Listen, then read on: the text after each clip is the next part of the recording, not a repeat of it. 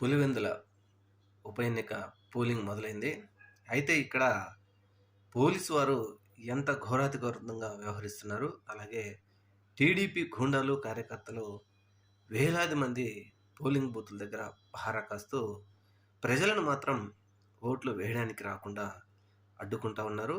ముఖ్యంగా ఓటర్ స్లిప్‌లు కూడా లాగేసుకుంటూ వారి ఇష్టానుసూతం పోలింగ్ బూత్‌లోకెళ్ళి వారు వ్యవహరిస్తూ ఉంటే, పోలీసు వారు మాత్రం వారికి వంత పాడుతూ వైఎస్ఆర్‌సీపీ పార్టీని, వారి అభిమానుల్ని లేతే వారి నాయకుల్ని బయటికి పంపించేయడం విస్తుగొలుపుతా ఉంది. ముఖ్యంగా రాష్ట్రం మొత్తం చూస్తా ఉంది. ఏది ఏమైనా ముఖ్యంగా వైఎస్ఆర్‌సీపీ పార్టీ నాయకులు ఎంపీ అయినటువంటి అవినాష్ రెడ్డి గారిని చీకట్లోనే పోలీసులు కనీస కారణం గూడా చెప్పకుండా అరెస్ట్ చేసి తీసుకొని వెళ్ళిపోయారు.